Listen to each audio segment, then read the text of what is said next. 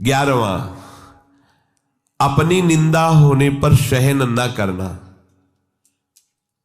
ये भजन में बाधा है। जब अपनी निंदा हो तो आनंद मनाना चाहिए अंदर से कि जो हमें प्रारब्ध भोग भोगना था दंड रूप में, वो निंदा करके उसको नष्ट कर रहा है। बड़ी कृपा हुई। अंदर से इस बात को समझिएगा। अगर हमारी कोई निंदा कर रहा है तो हमें आनंदित होना चाहिए, हमारा परमार्थ मार्ग साफ हो रहा है। ध्यान रखना, हमारा परमार्थ मार्ग जो बाधित होने वाला था उसकी निंदा से कट गया। बहुत बड़ा प्रभाव है। बिना भोगे तुम्हारे प्रारब्ध का नाश करा दे वो निंदक है, इससे बड़ा कोई हमारा सहयोगी नहीं है।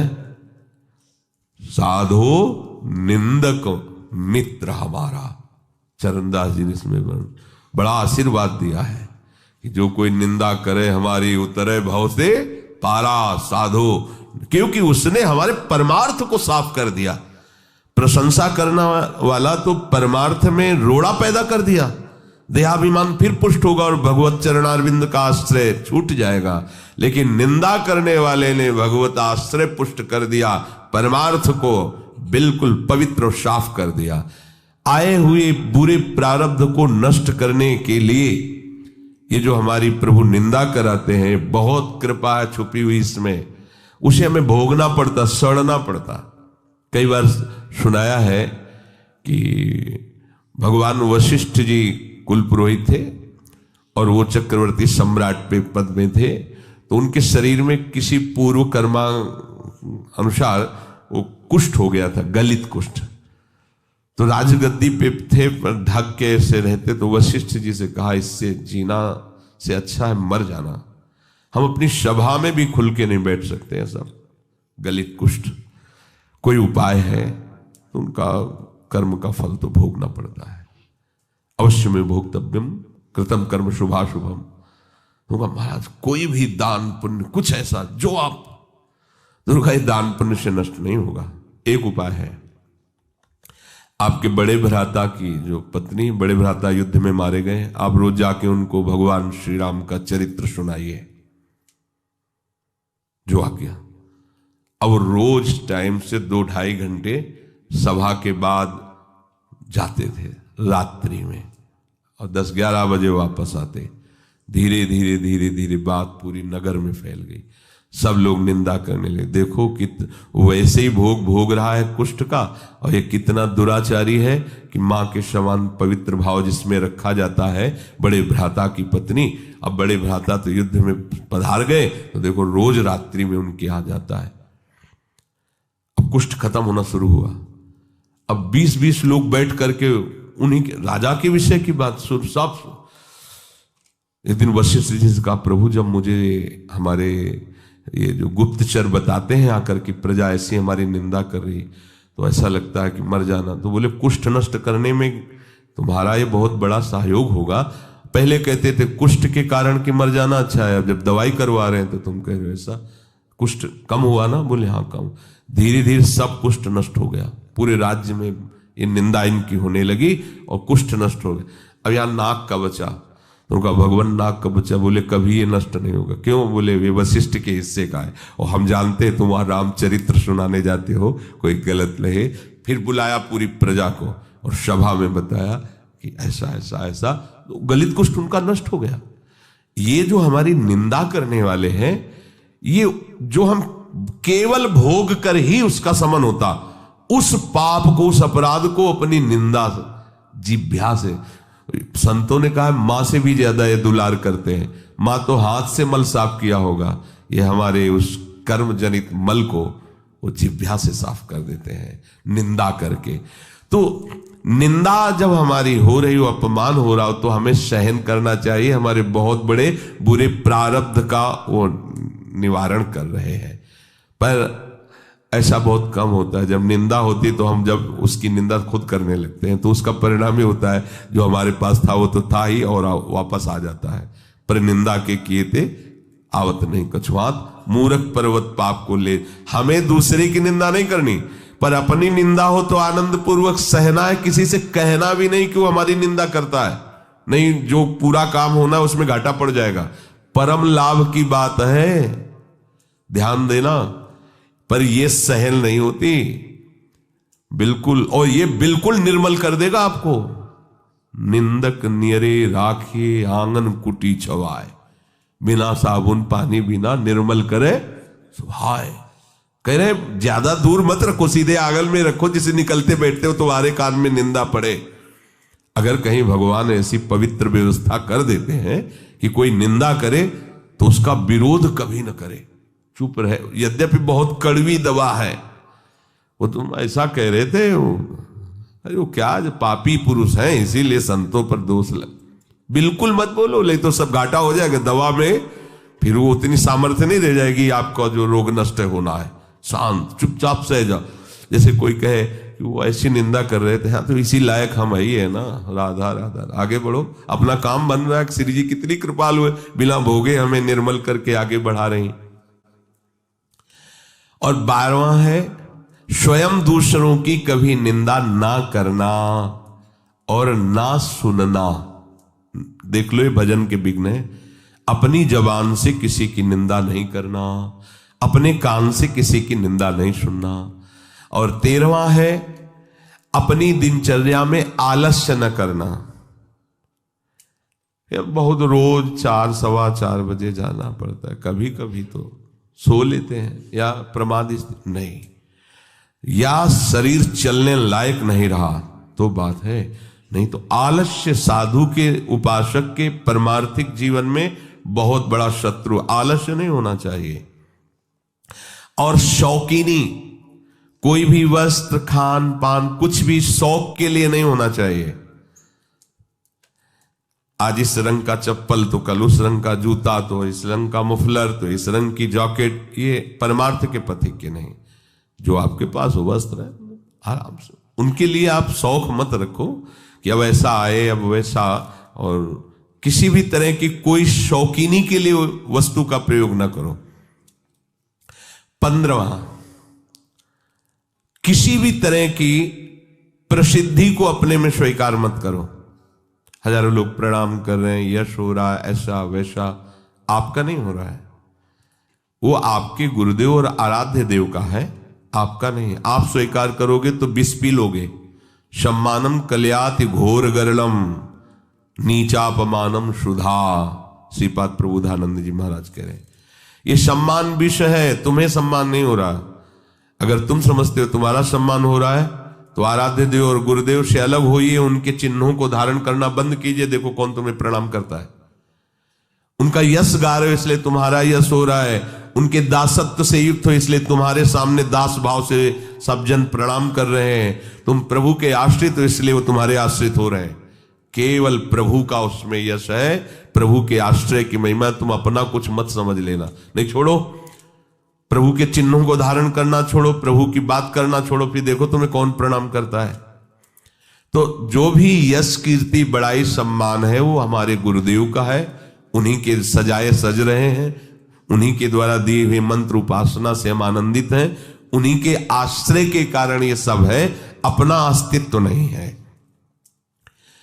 मान बड़ाई की चाह रखना भजन का बड़ा भारी विघ्न है कि भाई और कुछ तो नहीं है, चाहते हम पर इतना तो है कि समाज में बना रहे भजनानंदी महात्मा है, आओ आओ आओ, देखो बचपन से भजन कर रहे हैं, इनको आदर दीजिए, बड़े त्यागी महात्मा है। ये सुनने के लिए कान लालायित रहते हैं, अहंकार पुष्ट होने की वृत्ति वाले के।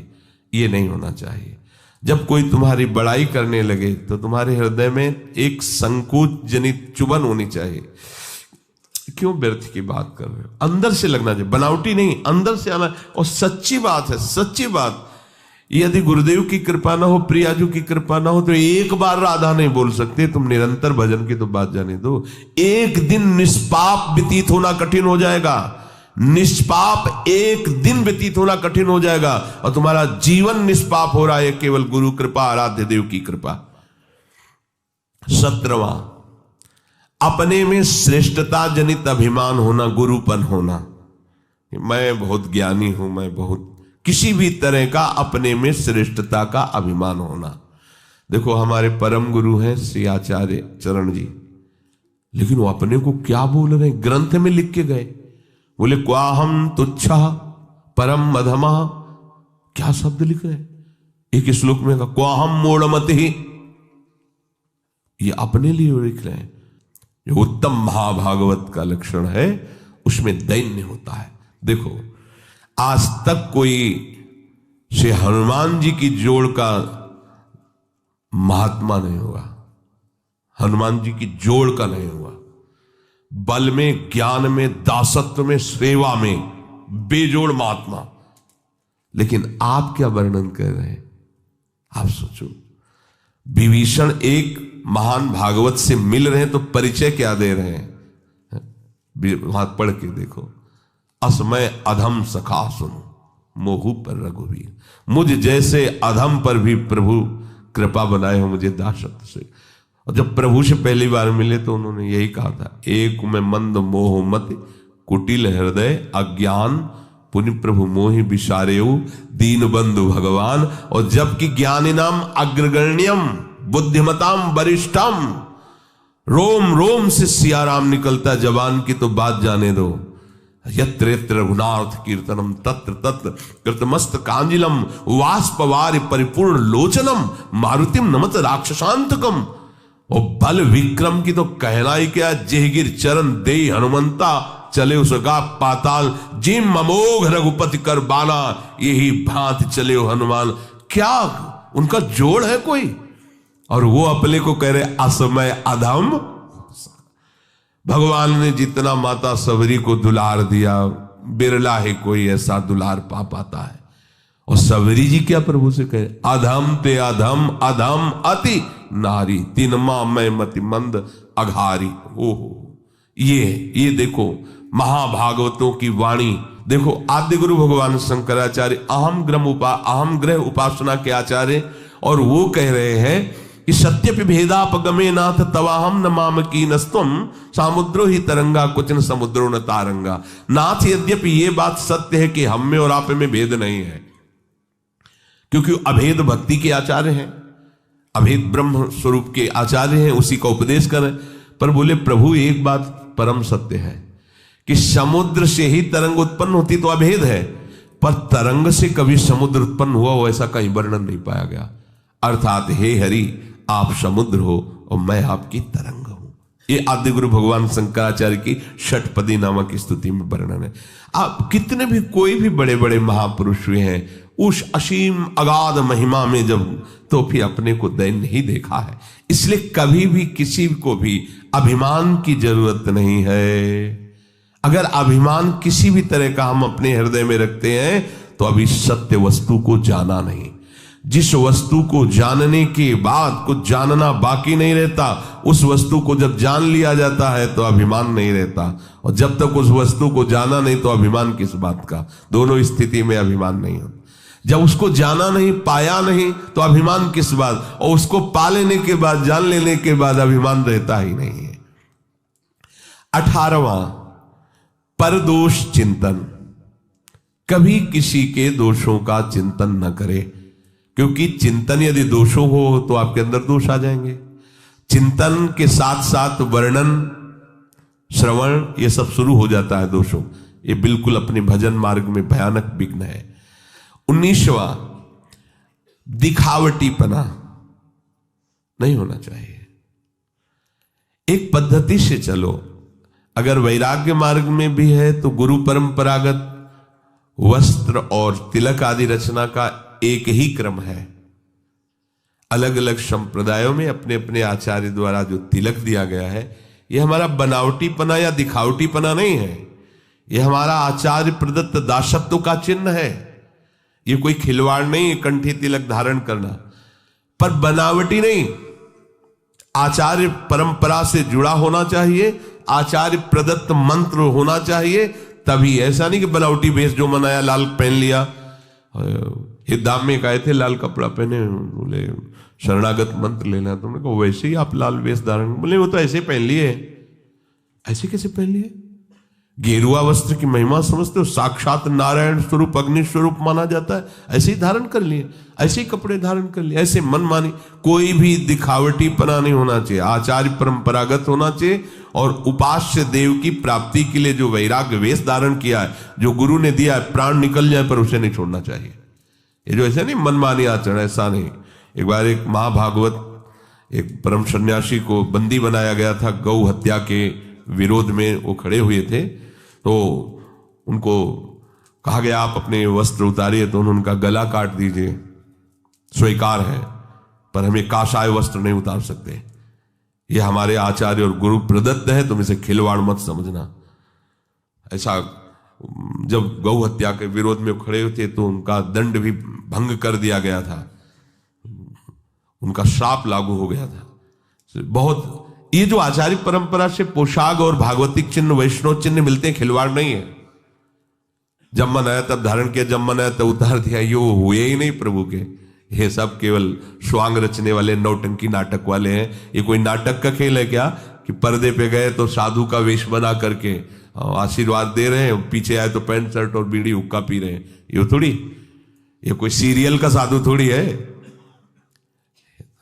अपने जीवन को आचार्य गुरु परंपरा में आजीवन उसी में, हमारे जो गुरुदेव ने हमें वस्त्र दिया, मंत्र दिया, उपासना दी, भागवतिक चिन्ह दिए, उसी के अनुसार हमें चलना है।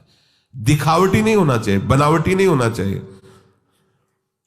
सोमवार को और रंग के, मंगल को और रंग के, बुद्ध के और रंग को, बृहस्पति के और रंग के, ये बहुरंगी बाबा नहीं होना चाहिए। आराध्य देव के रंग में रंगे हुए, शुरू से हर संप्रदाय की एक पोशाक होती है। नैष्ठिक ब्रह्मचर्य, श्वेत वस्त्र धारण करके मूंज मेखला, महावाक्य ऊपर का लाल वस्त्र नीचे का सफेद, सन्यास काशा गेरुआ वस्त्र, वैष्णव श्वेत पीत या भगवत प्रसादी। किसी भी संप्रदाय का वैष्णव पीत वस्त्र धारण कर सकता है, श्वेत वस्त्र धारण कर, या गुरु इष्टिक भगवत प्रसादी, उसमें रंग नहीं देखा जाता। अगर भगवत प्रसादी है तो उसे वो हमारे आराध्य देव की प्रसादी, अन्यथा अपनी स्वेच्छा पूर्वक नहीं।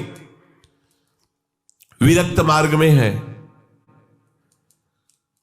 अगर कौपीन नहीं है, कौपीनवंता खलु भाग्यवंता, अगर आपका पुरुष शरीर और आपको वैराग्य मार्ग में कौपीनवंता खलु, मार्किन ऊपर से कौपीन लग, जैसी आपको रहने दी गई आजीवन।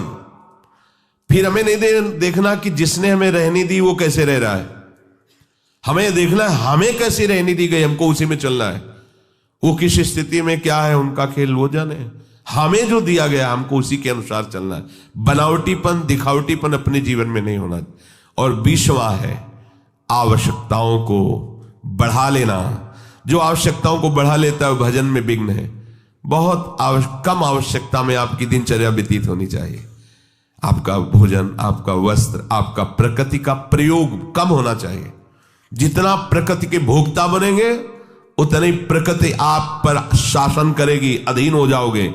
और जितना प्रकृति से कम व्यवहार करेंगे, कम से कम भोगेंगे और जीवन यापन के लिए उसको स्वीकार करके भजन करेंगे तो प्रकृति ही आपको मुक्त कर देगी। जाओ प्रभु की तरफ बढ़ो। और जो प्रकृति को भोगता है, आकर्षित करके, अधीन करके नष्ट कर देती है। ये 20 दोष भजन में भारी विघ्न पैदा कर देते हैं।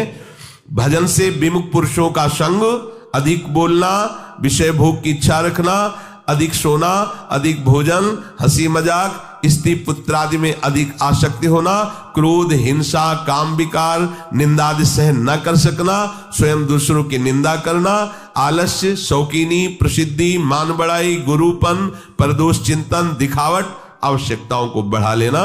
ये 20 बातों से बचा जाए तो हमारा निरंतर भजन चलेगा।